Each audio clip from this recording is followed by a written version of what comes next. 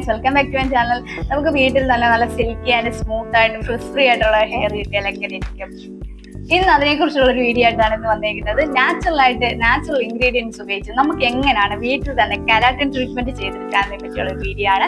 ഇത് ഏതൊക്കെ hair ടൈപ്പിന് suit ആവും, ഇതെന്തൊക്കെ ഇൻഗ്രീഡിയൻസ് ആണ് ഇതിന് ആവശ്യമുള്ളത്, പിന്നെ ഇത് ഏതൊക്കെ ദിവസം നമുക്ക് കേൾക്കണം, ഇതെല്ലാം ഞാൻ ഡീറ്റെയിൽ ആയിട്ട് വീഡിയോയിൽ പറഞ്ഞു പോകുന്നുണ്ട്.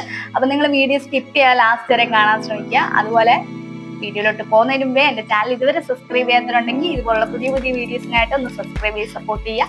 പിന്നെ നിങ്ങളുടെ ഫ്രണ്ട്സിനൊക്കെ ഒന്ന് ഷെയർ ചെയ്യുക. വീഡിയോ കണ്ട് ഇഷ്ടമായി കഴിഞ്ഞാൽ ഒന്ന് ലൈക്കും കൂടെ ചെയ്യാം, ഇതൊരു കമന്റും കൂടെ ചെയ്യുക. അപ്പൊ നമുക്ക് വീഡിയോയിലോട്ട് പോവാം. ഫസ്റ്റ് നമുക്ക് കുറച്ച് ചൂടുവെള്ളം തിളപ്പിക്കാൻ വെക്കുക. അതിലേക്ക് ഒരു 1.5 ടേബിൾ സ്പൂൺ അരിപ്പൊടി നമ്മൾ ഇട്ട് കൊടുക്കുക. അത് ഇട്ട് നന്നായിട്ടൊന്ന് മിക്സ് ചെയ്തതിന് ശേഷം നമ്മളൊരു 5 മിനിറ്റോ 3 മിനിറ്റോ അതൊന്ന് ജസ്റ്റ് ഒന്ന് കുറുക്കാൻ വേണ്ടി വെയിറ്റ് ചെയ്യുക. അതൊന്ന് നല്ല രീതിയിലൊന്ന് കുറുക്ക് പരുവ ഇതുപോലെ ആയി കിട്ടും. അതുപോലെ ആയി കിട്ടിയതിന് ശേഷം നമുക്ക് അടുത്ത സ്റ്റെപ്പ് വരുന്നതെന്ന് പറഞ്ഞാൽ നമുക്ക് ആലോവേറ ജെല്ല് വേണം. അത് ഒരു 1.5 ടേബിൾ സ്പൂൺ അല്ലെങ്കിൽ 2 ടേബിൾ സ്പൂൺ ആലോവേറ ജെല്ല് വേണം. ഇതിപ്പോ ഞാൻ നിങ്ങളെ കാണിക്കാൻ വേണ്ടി 2 എടുത്തതേ ഉള്ളൂ. അതുപോലെ തന്നെ ഫ്ലാക്സീഡ് ജെല്ല് നിങ്ങൾക്ക് ഒരു 2.5 ടേബിൾ സ്പൂൺ അതും കൂടി ഇട്ട് നമ്മൾ ഇതിനകത്തൂടെ മിക്സ് ചെയ്യുക. നമ്മൾ കുറുക്കി വെച്ചേക്കുന്ന ആ അരിപ്പൊടിയും എല്ലാം കൊണ്ടിട്ട് നല്ല രീതിയിൽ ഒന്ന് മിക്സ് ചെയ്തെടുക്കുക.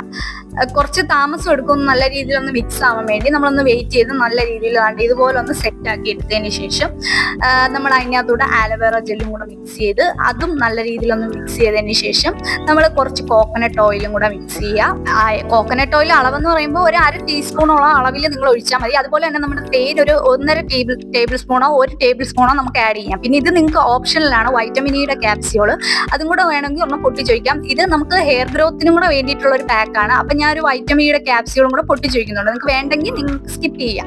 ഇതെല്ലാം കൂടെ നല്ല രീതിയിൽ ഒന്ന് മിക്സ് ചെയ്തതിന് ശേഷം നമുക്ക് ഹെയറിലോട്ട് അപ്ലൈ ചെയ്യാം. അതിന് മുന്നേ എന്റെ ഹെയറിലോട്ട് ഇത് അപ്ലൈ ചെയ്യുന്നതിന് മുന്നേ എന്റെ ഹെയറിന്റെ ലുക്ക് നിങ്ങൾക്കൊന്ന് ഞാൻ കാണിച്ചു തരാം. അല്ലെങ്കിൽ നിങ്ങൾക്ക് മനസ്സിലാകത്തില്ല, ഇത് ചെയ്ത് കഴിഞ്ഞ് റിസൾട്ട് കാണാൻ പറ്റത്തില്ല. അതുകൊണ്ട് നിങ്ങൾക്ക് ഞാൻ മുന്നേറെ ഹെയറിന്റെ ലുക്കും കൂടെ ഒന്ന് കാണിച്ചു തരാം. ഇതുപോലാണ് എന്റെ ഹെയർ ഇരിക്കുന്നത്. ഇത് നമ്മൾ ആദ്യമേ തന്നെ അപ്ലൈ ചെയ്യാതെ നമ്മുടെ ഹെയറിലോട്ട് നമ്മൾ യൂസ് ചെയ്യുന്ന ഏത് ഓയിലാണോ അതൊന്ന് നമ്മൾ ഒരു ഇച്ചിരി ഒഴിച്ചതിന് ശേഷം നമ്മുടെ ഹെയറിലോട്ട് നല്ല രീതിയിൽ ഒന്ന് തേച്ച് പിടിപ്പിച്ച് കൊടുക്കുക. അപ്പം ഇത് നിങ്ങൾക്ക് വേണമെങ്കിൽ ഓയിൽ ജസ്റ്റ് ഒന്ന് ചെറിയ രീതിയിലൊന്ന് ചൂടാക്കിയതിന് ശേഷം നമുക്ക് വേണമെങ്കിൽ ഹെയറിൽ ഹോട്ട് ഓയിൽ മസാജ് വേണമെങ്കിൽ അങ്ങനെ ചെയ്ത് കൊടുക്കാം. ഇതിപ്പോ ഞാൻ അല്ലാതെ ചെയ്യുവാണ്. അപ്പൊ നിങ്ങൾക്ക് വേണമെങ്കിൽ അങ്ങനെയും ചെയ്യാം. പിന്നെ നിങ്ങൾക്ക് വേണമെങ്കിൽ ഇത് ഹെയർ ഒക്കെ നല്ല രീതിയിൽ ഇതുപോലെ ഹെയറിലൊക്കെ നല്ല രീതിയിൽ ഒരുപാട് അങ്ങ് എണ്ണ വേണ്ട, നമുക്ക് ശകലം എണ്ണ മതി. അന്ന് നല്ല രീതിയിൽ സ്കാൽപ്പിലെല്ലാം ഒന്ന് നല്ല രീതിയിൽ തേച്ച് മസാജ് ചെയ്തതിന് ഒരു 10-15 മിനിറ്റ് മസാജ് ചെയ്തതിന് ശേഷം വേണമെങ്കിൽ ഒന്ന് സ്റ്റീം ചെയ്യിപ്പിക്കാം നമ്മുടെ ഹെയർ. നല്ല രീതിയിൽ വെള്ളം ചൂടാക്കിയതിന് ശേഷം നമുക്ക് വേണമെങ്കിൽ ടവലോ എന്തെങ്കിലും മുക്കിയതിന് ശേഷം നമ്മുടെ ഹെയറിലോട്ട് ഇങ്ങനെ ജസ്റ്റ് ഒന്ന് ആവി പിടിച്ച് വേണമെങ്കിലും കൊടുക്കാം. ഞാൻ അതൊന്നും ചെയ്യുന്നില്ല, ഞാൻ ഇപ്പൊ അല്ലാതെ ചെയ്ത് പോവുക. നിങ്ങൾക്ക് വേണമെങ്കിൽ അങ്ങനെയും ചെയ്യാം. അങ്ങനെ ചെയ്ത് കഴിഞ്ഞാൽ നല്ല രീതിയിലുള്ള റിസൾട്ട് കിട്ടും.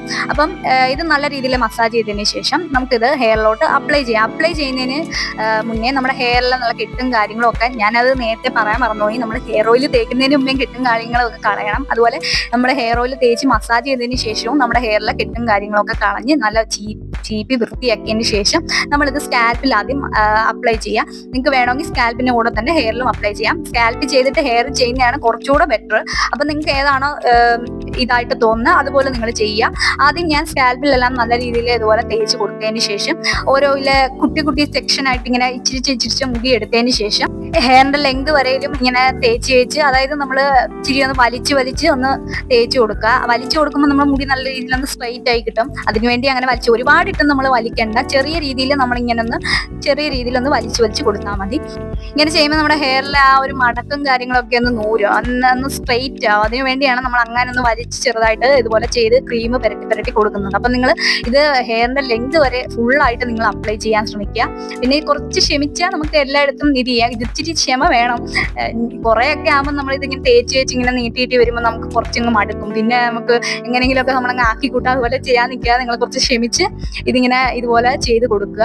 പിന്നെ നിങ്ങളിത് ഡ്രൈ ആയിട്ടുള്ള ഹെയറിലാണ് നിങ്ങളിത് ചെയ്യുന്നതെന്നുണ്ടെങ്കിൽ നിങ്ങൾ കുറച്ച് എക്സ്ട്രാ ഓയിലും കൂടെ ചേർക്കുക. ഡ്രൈ ഹെയറുകാർ അതുപോലെ നോർമൽ ഹെയറുകാർക്ക് കുഴപ്പമില്ല. ഇതുപോലെ നല്ല രീതിയിൽ ഈ ഒരു മെത്തേഡിൽ അങ്ങ് ചെയ്ത് പോയാൽ മതി. ഫ്രിസി ഹെയറുകാർക്കും ഇത് നല്ലതാണ്. അവർ കൂടുതലായിട്ടും ഹെയറിന്റെ ലെങ്തിൽ ഫോക്കസ് ചെയ്യുക. കാരണം കുറച്ചുകൂടെ റിസൾട്ട് അവർക്ക് ഹെയറിന്റെ ലെങ്തിൽ ചെയ്യുമ്പോഴാണ്. അപ്പം ഓയിലി സ്കാൽപ്പുകാർക്കാണെങ്കിൽ കുഴപ്പമില്ല. പക്ഷെ അതായത് നമ്മൾ ഓയിൽ കുറച്ച് മാത്രം നമ്മൾ ആഡ് ചെയ്യുക. അതുപോലെ തന്നെ സ്കാൽപ്പിൽ നമ്മൾ അധികം അങ്ങോട്ട് ചെയ്യേണ്ട, കുറച്ചളവിൽ മാത്രം നമ്മൾ ക്രീം എടുത്ത് സ്കാൽപ്പിൽ ചെയ്യുക. സെൻസിറ്റീവ് ആണെങ്കിൽ പാച്ച് ടെസ്റ്റ് ചെയ്തിട്ട് നമ്മളിത് ചെയ്യും. ഇത് നമ്മൾ കെട്ടിയൊന്നും വെക്കാതെ ഇങ്ങനെ തന്നെ വെച്ചതിന് ഒരു 45-30 മിനിറ്റ് നമ്മൾ ഇതുപോലെ തന്നെ വെച്ചേക്ക്. എന്നിട്ട് നമ്മൾ വാഷ് ചെയ്യുക നോർമൽ വാട്ടറിൽ.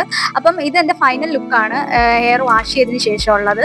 ഇത് നിങ്ങൾക്ക് കാണുമ്പോൾ മനസ്സിലാവും എൻ്റെ ആദ്യത്തെ ഹെയറിന്റെ ആ ഒരു ടെക്സ്ചർ ഇപ്പോഴത്തെ ടെക്സ്ചറും നമ്മൾ വ്യത്യാസമുണ്ട് ഹെയറിൽ. ഇത് നമുക്ക് ആഴ്ചയിൽ 1 തവണ അല്ലെങ്കിൽ 2 തവണ, അതിൽ കൂടുതൽ തവണ നിങ്ങൾ യൂസ് ചെയ്യാതിരിക്കാൻ ശ്രമിക്കുക. പിന്നെ നല്ല ഓയിലി സ്കാൽപ്പാരെന്നുണ്ടെങ്കിൽ നിങ്ങൾ 3 തവണ യൂസ് ചെയ്യുന്നതിന് പ്രശ്നമൊന്നുമില്ല. അപ്പൊ ഇത്രയേ ഉള്ളൂ വീഡിയോ. നിങ്ങൾ ഗ്യാപ്പ് ഇട്ട് ഇത് ചെയ്യുക. അതായത് എല്ലാ ദിവസവും നിങ്ങൾ അടുപ്പിച്ച് ചെയ്യാൻ നിൽക്കാതെ നിങ്ങളൊന്ന് ഗ്യാപ്പ് ഇട്ട് ഒന്ന് ചെയ്യുക. നിങ്ങളുടെ ഹെയറിന്റെ ആ ഒരു ഫ്രിസി ആയിട്ടുള്ള ഹെയർ ഒക്കെ ആണെന്നുണ്ടെങ്കിൽ പെട്ടെന്ന് തന്നെ നിങ്ങളുടെ ആ ഹെയർ ടെക്സ്ചർ തന്നെ ഒന്ന് മാറി കിട്ടും. വീഡിയോ ഇഷ്ടമായെങ്കിൽ ഇതുപോലുള്ള പുതിയ വീഡിയോസിനായിട്ട് ഒന്ന് ചാനൽ ഒന്ന് സബ്സ്ക്രൈബ് ചെയ്യുക. പിന്നെ നിങ്ങൾക്ക് വീഡിയോ ഇഷ്ടമായെങ്കിൽ ഒന്ന് ലൈക്കും കൂടെ ചെയ്യുക. പിന്നെ നിങ്ങളുടെ ഫ്രണ്ട്സിനൊക്കെ ഒന്ന് ഷെയറും കൂടെ ചെയ്ത് കൊടുക്കുക. അപ്പോൾ ഇതുപോലുള്ള ഒരു പുതിയ വീഡിയോ ആയിട്ട് വീണ്ടും നമുക്ക് കാണാം. അപ്പോൾ അതുവരെ ബൈ.